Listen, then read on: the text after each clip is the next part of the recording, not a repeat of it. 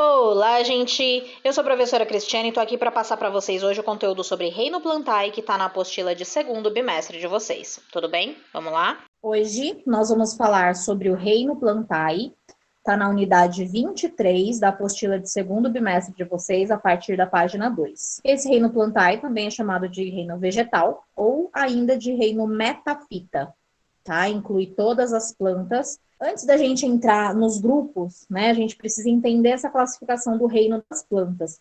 Existem dois grandes filos de plantas, que são as plantas criptógamas e as fanerógamas. A principal diferença é essa aqui, ó. As criptógamas não formam sementes e as fanerógamas formam sementes. As criptógamas, então, são os vegetais sem órgãos reprodutores visíveis, tá? Então, não possuem essas sementes e compreendem as briófitas e pteridófitas. As briófitas, elas não têm vaso condutor de seiva bruta nem seiva elaborada. Já as pteridófitas, das pteridófitas para frente, elas vão possuir vaso condutor de seiva bruta e de seiva elaborada, tá? Já as fanerógamas, elas são vegetais que apresentam os órgãos reprodutores visíveis, formam as sementes, essas sementes podem ficar ou não abrigadas como fruto, né? Todas elas são vasculares, vão possuir vasos condutores de seiva bruta e elaborada, podem não ter fruto ou ter um fruto para abrigar essa semente, tá? Se não tiver um fruto, se tiver só a semente, ela é chamada de gimnosperma, e se essa semente for abrigada por um fruto, ela vai ser caracterizada como angiosperma. As briófitas como os musgos, pteridófita como as samambaias, gimnosperma como os pinheiros, a araucária, aqui é um tipo de pinheiro, né? E angiosperma, aqui tem uma macieira, mas todas as plantas que dão frutos, né, que dão flores, são angiospermas. Briófitas são plantas que não possuem vasos condutores de seiva, então por isso que elas são chamadas de avasculares, certo? Já que elas não possuem um vaso condutor de seiva bruta nem elaborada, então, o transporte de substâncias vai acontecer célula por célula através da osmose. Esse transporte de substâncias vai acontecer lentamente porque está de célula por célula. Isso limita o crescimento dessas plantas. Então, elas não vão chegar a ter grandes tamanhos, por isso que as estruturas delas nem são chamadas de raiz, caule e folha, são chamados de rizoide, cauloide e filoide. É tipo raiz, caule e folha, só que são pequenininhos. Elas são dependentes da água para reprodução, tá? Por isso que elas são encontradas só em locais úmidos. É a classificação dessas plantas. As hepáticas, os antóceros e os musgos, ok? Começando pelas hepáticas, é o exemplo dessa imagem aqui do lado, é a marchantia.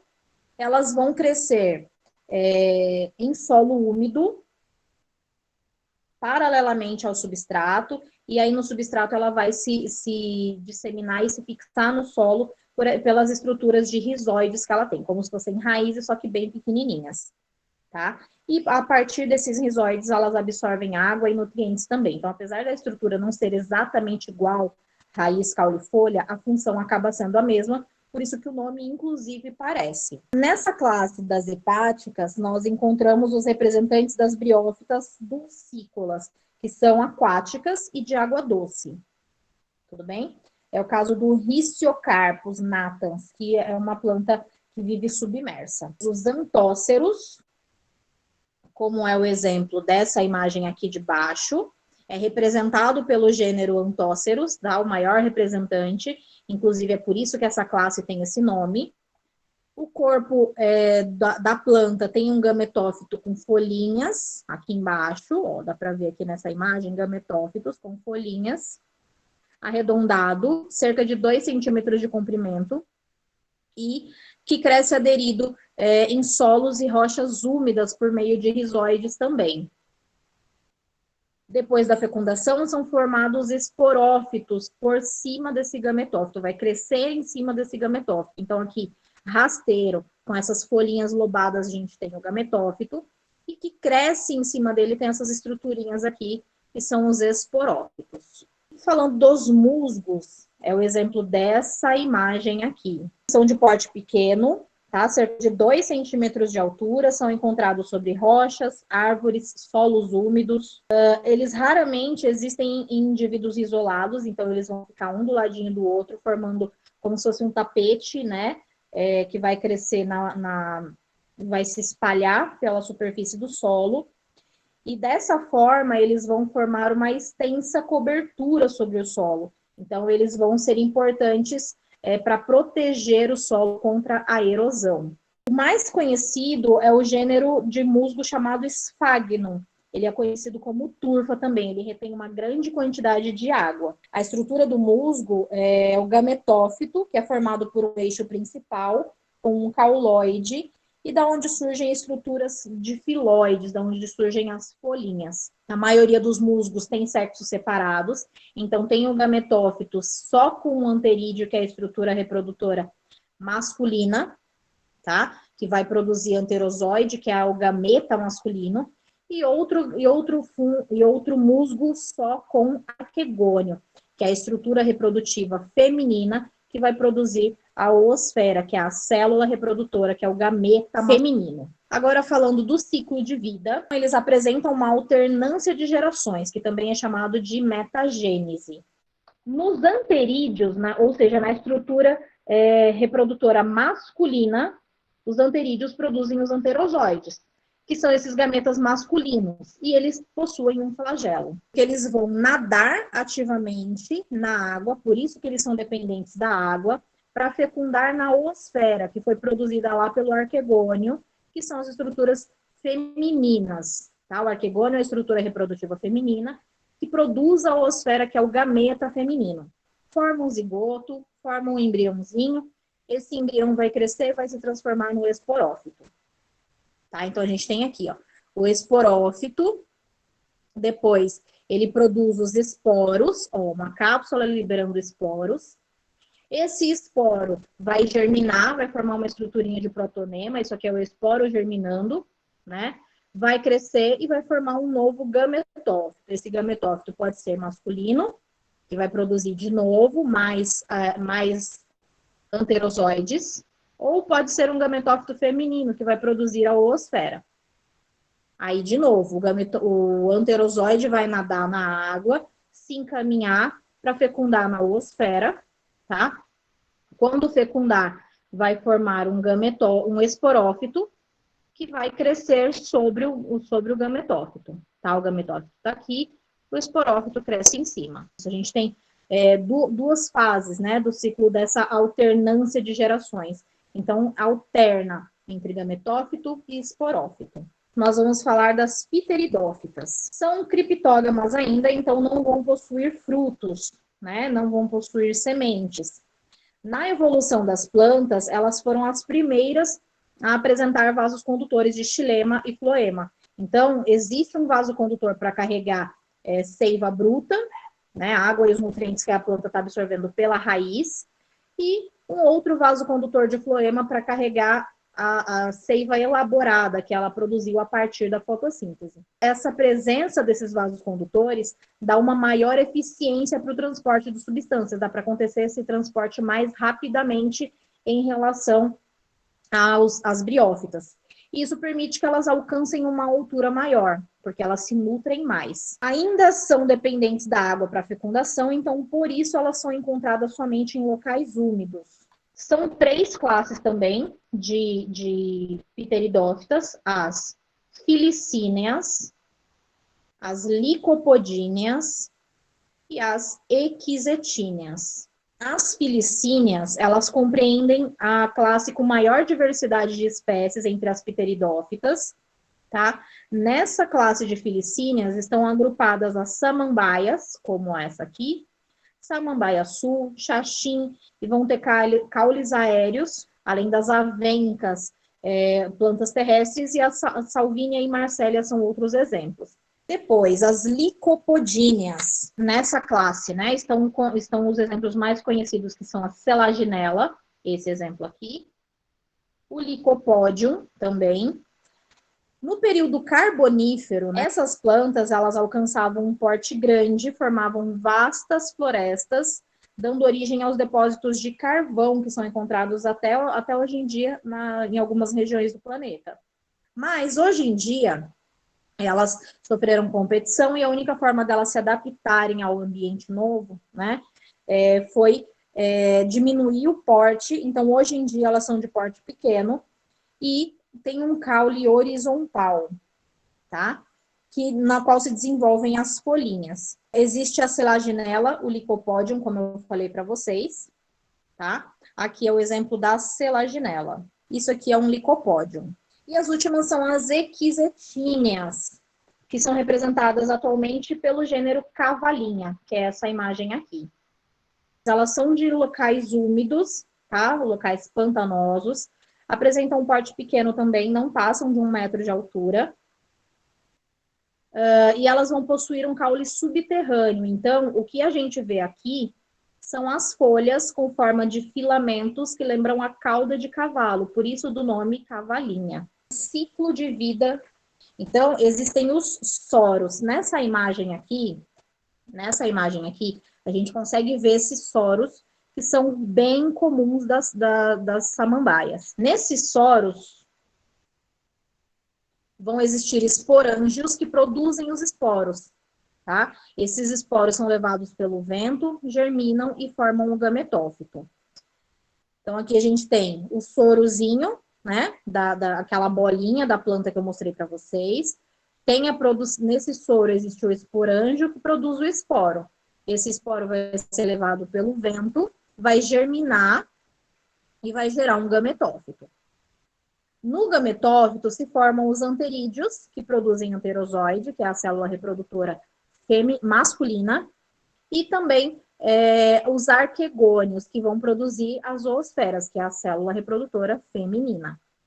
O anterozoide, ele vai nadar, vai fecundar na oosfera, vai gerar um zigoto, esse zigoto vai formar um embriãozinho, esse embriãozinho vai crescer e vai virar um novo esporófito, tá? Que depois vai crescer e vai formar a folha da samambaia e o esporófito maduro. As gimnospermas. Aqui a gente já está falando dentro do grupo das fanerógamas, aquele grupo que tem as sementes. Graças à produção do grão de pólen do tubo polínico, elas se tornam independentes da água para fecundação. Os representantes mais conhecidos são dos coníferos, né? As coníferas, como por exemplo o pinheiro, a araucária. Ainda existe o cipestre, o cedro, nessa imagem aqui, e as sequoias também, que é uma planta gigante da Califórnia, que podem atingir até mais de 100 metros de altura. A classificação, né? Outros representantes do grupo é das cicadáceas. A cica, né? É uma planta típica de ornamentação. Depois temos a ginkgoácea, né? A ginkgo biloba, que é representante da ginkgoácea, que tem uma grande importância medicinal, né? Usado no tratamento de doenças vasculares, por exemplo.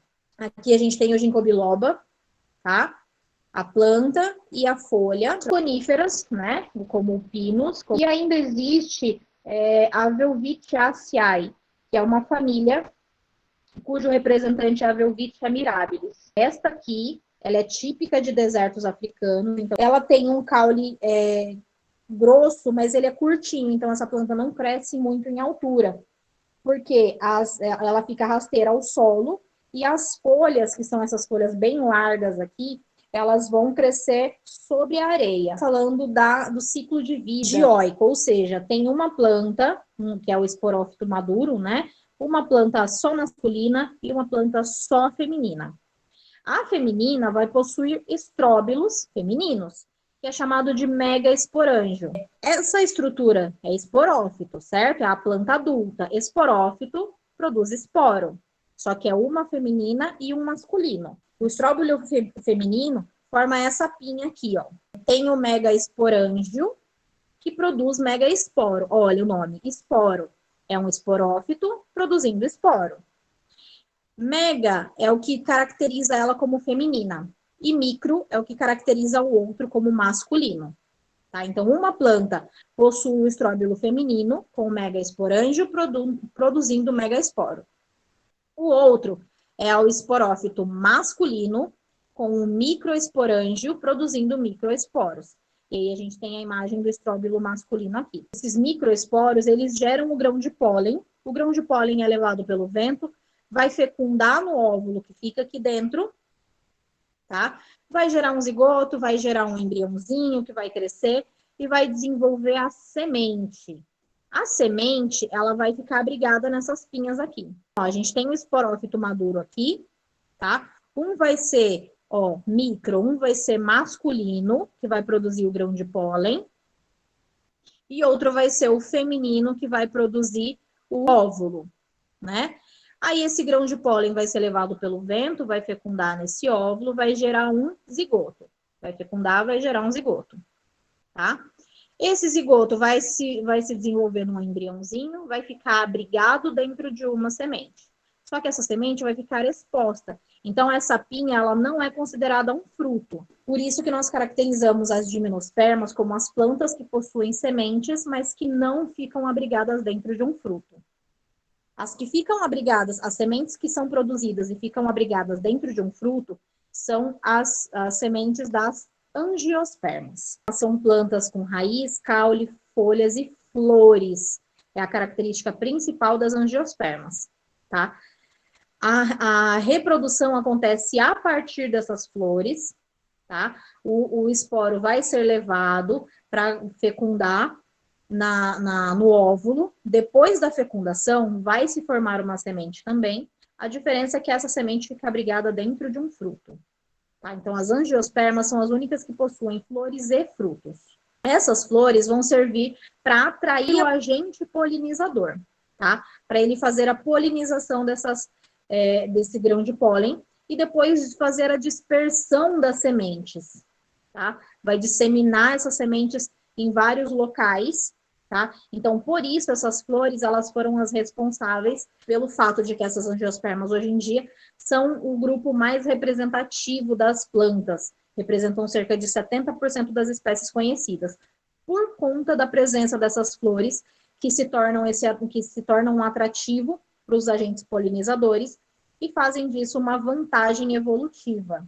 Falando agora da classificação, existem dois grandes grupos dentro das angiospermas, que são as monocotiledôneas e as dicotiledôneas. Então, elas são basicamente analisadas, os órgãos, né, raiz, caule, folha, flor, fruto, em relação ao se ela é monocotiledônea ou dicotiledônea, tá? Dentro do grupo de angiospermas, é essa divisão, então. Existem várias diferenças em relação às mono e dicotiledôneas. As monocotiledôneas sempre com a semente com um cotilédone, por isso monocotiledônea. As dicotiledôneas vão ter 2 cotilédones. As flores, né, das monocotiledôneas vão ser sempre trímeras, ou seja, vão ter sempre 3 pétalas, 3 sépalas ou múltiplos de 3. Agora, se você pegar a flor e ela tiver 4 pétalas, 4 sépalas, 5 ou um múltiplo de 4 ou um múltiplo de 5, ela vai ser dicotiledônea. As folhas de monocotiledônea sempre vão ter nervuras paralelas e as dicotiledôneas vão ser reticulinérvias, vão ter essas nervuras em forma de rede. Então, tem uma principal e a partir dela se ramificam as outras nervuras secundárias. O caule das monocotiledôneas tem os vasos condutores irregulares. Dicotiledôneas, o caule vai ter esses vasos condutores regulares. E a raiz de monocotiledônea vai ser fasciculada. Dicotiledôneas é que vai ter uma raiz principal, que é chamada de axial. Exemplos de monocotiledôneas são a planta do milho, arroz, trigo, bananeira, cebolinha, capim, grama, bambu, alho, cana-de-açúcar, centeio, abacaxi, palmeira, etc. Tá? E exemplos de dicotiledôneas: feijão, soja, ervilha, roseira, goiaba, mamão, café, cacau, manga, mandioca, jabuticaba e etc. A raiz, a semente com um cotilédone só, igual do milho, né? E da eudicotiledônia com 2 cotilédones, que nem do café, que nem do feijão. A raiz fasciculada da monocotiledônea, ó, todas ramificadinhas, não tem uma principal, só vai ter uma principal, que é a axial na dicotiledônea, e dali partem as secundárias, tá? Aqui a gente tem esses feixes espalhados, irregulares, meio que aleatórios, nas monocotiledôneas, e aqui nas dicotiledôneas, ó, o verdinho vai se juntar, vai formar floema, o laranjinha, meio vermelhinho aí, vai se juntar a formar xilema, tá? Então, eles são agrupados, eles são regulares. A folha paralelinérvia das monocotiledôneas aqui, e a folha reticulinérvia das dicotiledôneas aqui. Para finalizar, as flores trímeras aqui nas monocotiledôneas, tá? Sempre 3 pétalas, 3 sépalas, elas são equivalentes, ou então um múltiplo de 3. E as dicotiledôneas, pentâmeras, tá? Pode ser tetrâmera também, com 4 pétalas, 4 sépalas. Ou um múltiplo de 5, um múltiplo de 4. Para a gente finalizar, vamos ver o ciclo de vida das angiospermas. A flor, tá? Essa aqui, sendo com 3 pétalas, é uma flor de monocotiledônea. No meio dessa flor, tem a estrutura reprodutiva feminina, de gineceu, em volta tem a estrutura masculina de androceu. Na estrutura masculina, essa estrutura é a antera. Essa antera, ela possui o microesporo que produz o grão de pólen. Esse grão de pólen vai ser levado por um agente polinizador, por exemplo, uma abelha, né? Que vai levar esse grão de pólen até o estigma do gineceu, a aberturinha aqui na ponta, tá? Essa aberturinha vai grudar, vai fazer com que esse grão de pólen fique grudado. Esse grão de pólen, ele vai meio que escorrer pelo tubo polínico e ele vai adentrar lá o saco embrionário e ele vai fecundar no óvulo, tá? Vai fecundar no óvulo, que também é chamado de oosfera, vai formar um embriãozinho. Esse embriãozinho, ele vai crescer e ser protegido por um endosperma e um tegumento da semente. E essa semente, ela vai ser protegida por um fruto que vai ser dispersado, vai germinar e vai formar uma nova planta adulta. Então é isso, gente. Eu espero que vocês tenham compreendido o conteúdo de hoje. Vou pedir para vocês passarem o link desse vídeo para quem vocês sabem que não estavam presentes na aula. E é isso, espero que vocês tenham gostado. Até a próxima e valeu!